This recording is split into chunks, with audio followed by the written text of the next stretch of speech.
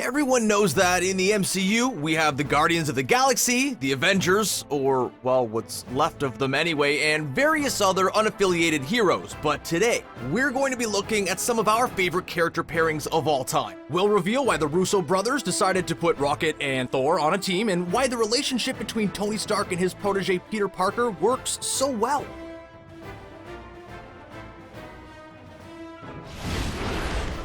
You know, we had to start out with probably the most iconic duo in the MCU, Steve Rogers and Bucky Barnes. In the comic books, Bucky started out as Captain America's sidekick, but in the MCU, these two have always been peers. They were childhood friends who have been through some pretty heavy stuff together, including Steve losing his parents and Bucky being brainwashed by Hydra. You know, a little bit above and beyond the typical bumps a friendship has. But one interesting thing about their relationship is that the power dynamics have shifted numerous times. For a while, Bucky was the strong, successful one, while Steve was such a weakling. Even the army during wartime didn't want him.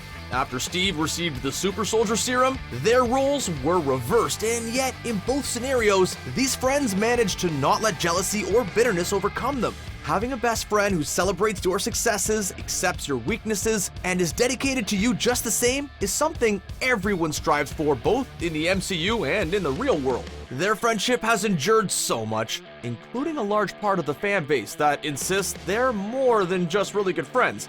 Yeah, sorry fanfiction writers, we think they're better off as platonic pals.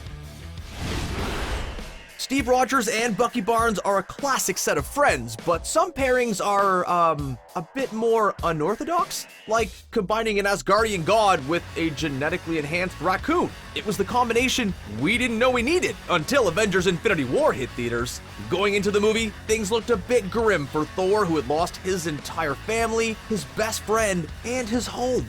After just learning that Asgard isn't a place, it's a people, he had to sit by while Thanos disposed of half of them. Yikes, not a great time for that life lesson.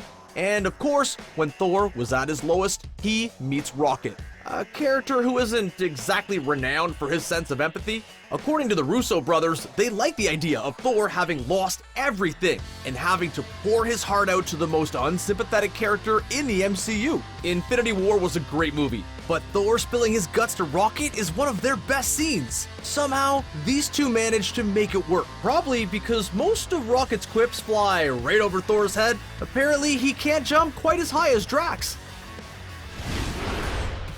At times, it seemed like there's absolutely nothing Tony Stark can't do. He pretty much gave himself superpowers by constructing his super suit and becoming Iron Man. But despite living a fabulously wealthy life, Tony never had the best relationship with his own father, Howard Stark. He once even remarked that Howard had never said "I love you" to him, which is just heartbreakingly sad. So it's no surprise that when Tony met a young man who was also lacking a father figure, it was a little bit awkward to say the least.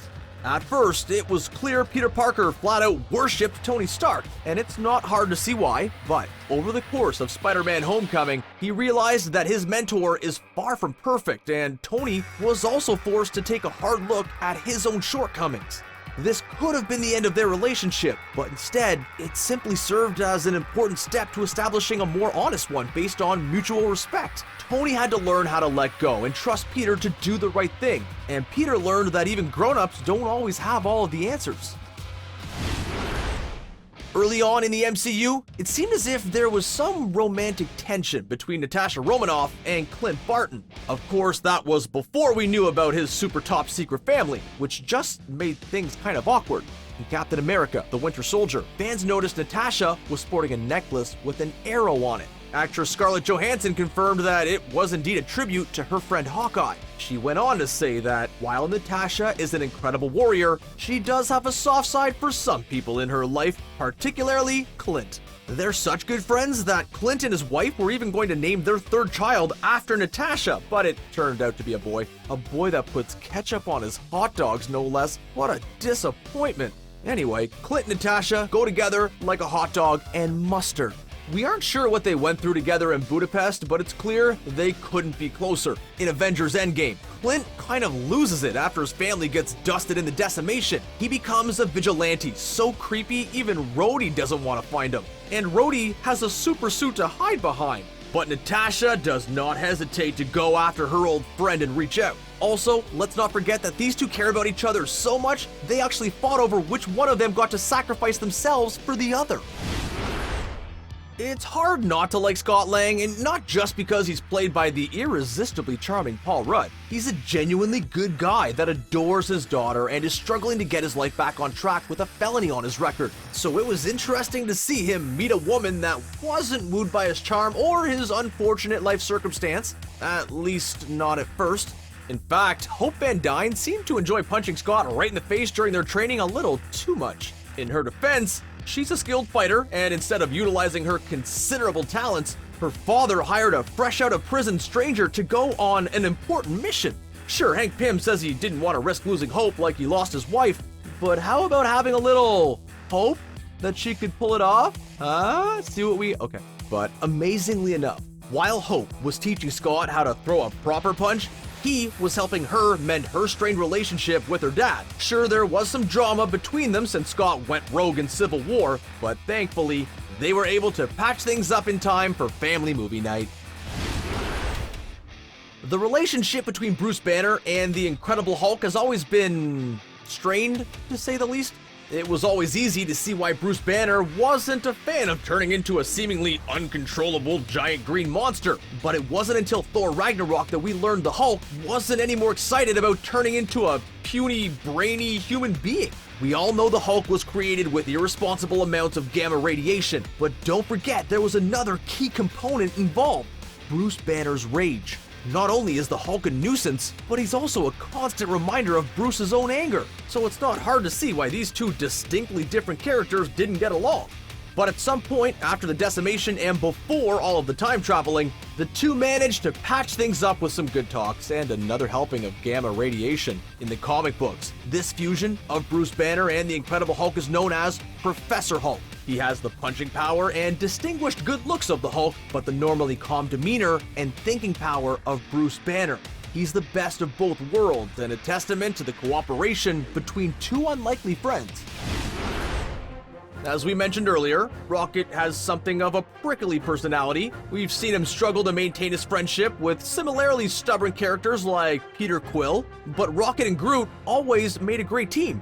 They fought side by side with one another and were great at balancing each other's personalities. Groot had a much more calming presence, while Rocket was always looking for new, exciting, and let's not forget, lucrative opportunities. While Peter, Gamora, and Drax the Destroyer had spent most of their time alone, Rocket and Groot were lucky to have found each other before they became Guardians of the Galaxy. And then, of course, We Are Groot happened. Groot gave up his life to save his friends, but left behind a small piece of himself, and we mean that literally. He left a literal piece of him behind that grew into a new Groot. You might not peg Rocket as the paternal type, but he did his best to raise new Groot. In fact, when this Groot got dusted, his last words to Rocket translated to Dad. We're not crying, we just have some dust in our eyes. Whatever. When you compare her to the rest of the Guardians of the Galaxy, Gamora has always looked much more put together. She's an excellent warrior who was trying to save the day by keeping the orb out of Ronin's hands and away from her father, Thanos. But it's because she was raised by the Mad Titan that she had trouble getting along with others. She was trained to be a fighter, not to make friends. Her one-track mind made it hard for her to relax and relate to those around her. It might make for an impeccable assassin, but it also makes for an incredibly lonely life. And on the other side of the spectrum, we have Peter Quill, who was always looking out for himself above everyone else. Unlike Gamora, he had no higher mission or purpose beyond personal gain. These were two total opposites, but they managed to find common ground and even rubbed off on each other a little bit. No, not in a pelvic sorcery way. Get your minds out of the gutter. Since meeting Gamora, Peter became at least a little bit more responsible and focused on non-hedonistic pursuits, and Gamora learned to relax a little and enjoy some of the simple pleasures in life, like kicking back and listening to some good music. We know these two haven't always gotten along, to put it mildly, but if you think about it, their father, Odin, was at the heart of a lot of their disagreements. Loki was always jealous of Thor, not just for being the heir to the throne, but because he was clearly Odin's favorite child.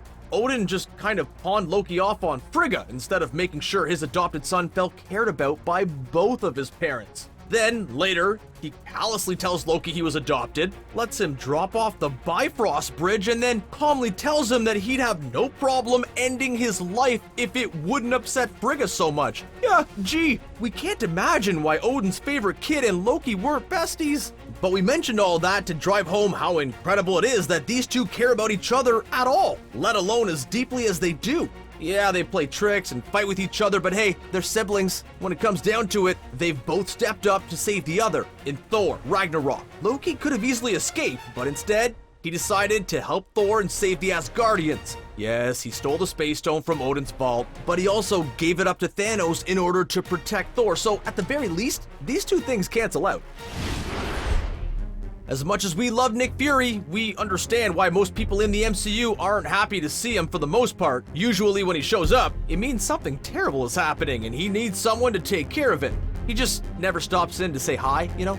But Carol Danvers didn't exactly have that problem with Nick Fury, mostly because he wasn't yet aware of the precarious position Earth is in. Over the course of the Captain Marvel movie, they went through a lot together, especially since they had to keep making sure they weren't Skrulls in disguise.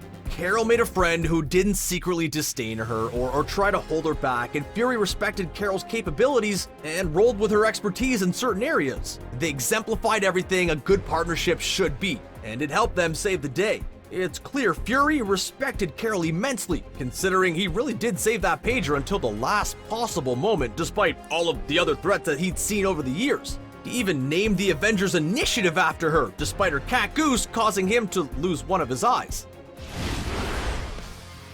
It's safe to say the character of Rhodey has had some challenges in the MCU so far. At first, he was played by actor Terrence Howard, but was then unceremoniously replaced by Don Cheadle. Okay, that's not too big of a deal. On Game of Thrones, some actors get swapped every single season, but it seemed like Rhodey never managed to evolve past the role of Tony Stark's best friend. Don't get us wrong, these guys have a solid friendship. Rhodey isn't afraid to challenge Tony, but he'll always be there to back him up. These two have some great dialogue and love to trade quips back and forth, but at the end of the day, who is Rhodey other than Iron Man's bestie? He often comes across as more of a sidekick than a superhero in his own right, despite his awesome suit of War Machine armor. It was actually kind of nice seeing him interact with other characters besides Tony in Avengers Endgame, even if we could have done without his attitude towards Captain Marvel. Clearly, he didn't hear that she can punch spaceships apart.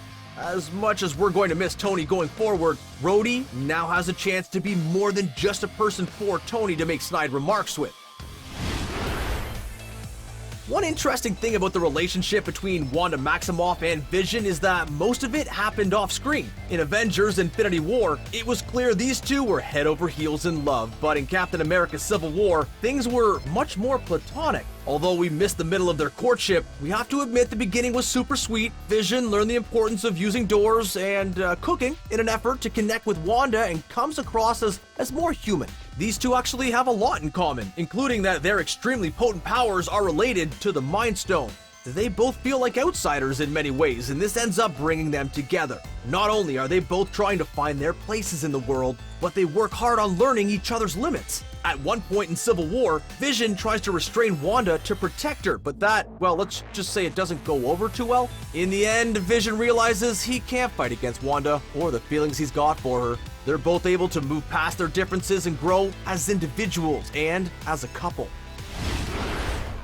Earlier, we talked about how it seemed as though Natasha Romanoff and Clint Barton were being set up as a romantic pairing in the early days of the MCU. After that, Natasha was shoehorned into a flirtation with Bruce Banner, but it was really her friendship with Steve Rogers that was way more compelling. Sure, there are plenty of fans who think that they should have ended up as more than friends, and Marvel Studios really did play with our hearts when they shared that sweet escalator kiss. But let's focus on the relationship that they actually had with one another. In Captain America, the Winter Soldier, it was revealed just how well matched the two of them are in terms of their skills. They developed a deep respect for one another, but their major moral difficulties made for an interesting contrast. Steve is all about being virtuous and living life by a certain code, while Natasha has always been a bit more flexible about things. It's an ideological conflict for sure, but both characters are able to learn from one another and then work past their differences. Even though they ended up on opposite sides in Civil War, they ended up finding their way back to each other, even though it meant striking out on their own. We know it's impossible to pack all of the craziness from the comic books onto the big screen, but still, it's kind of shocking how different the MCU Mantis is from her comic counterpart. In fact, other than the name Mantis, they have pretty much nothing in common. If Drax called comic Mantis ugly, well, it might have been the last thing that he ever did. But in a weird way, these two characters kind of work together. Both of them operate outside of most social norms. Mantis because of her long period of isolation, and Drax because, well, that's kind of his defining personality trait. He may not understand metaphors, but somehow he manages to understand Mantis, and vice versa. Unlike Ego, Drax doesn't want anything from Mantis, so all of their interactions with one another are genuine. They have no ulterior motives or social hang-ups or anything else to get in the way of being best friends. We all know Drax the Destroyer was emotionally destroyed after losing his family, and Mantis is able to experience the pain he normally hides behind his tough exterior. For much of his time in the comic books, Wong was a subservient ally of Doctor Strange, but in the Marvel Cinematic Universe, not so much. Unfortunately, many of the dated comic book characters of Asian descent failed to ever be more than harmful stereotypes, and this was definitely true of Wong. So when it was time to bring him to the big screen, he needed a major overhaul. Doctor Strange has a big enough ego as it is. The last thing he needs is someone else fawning over him. So he ends up making the acquaintance of Wong, a Beyonce fan who's less than impressed with him. Even though Strange is kind of a jerk, most people put up with him because of his brilliance. Few people would ever call him out and tell him no the way that we've seen Wong do. Sure, Strange usually doesn't listen, but we like to think Wong keeps him from going completely unchecked. Considering how Strange now shoulders even more responsibility in the world of roster heroes precariously low, it's safe to say he'll need Wong by his side now more than ever. Which MCU characters do you think make the best pair? And which ones do you want to see team up in the future? Share your thoughts with us in the comments section, and don't forget to click on the subscribe button for more videos from us here at CBR. Thanks for watching, and we'll see you again next time.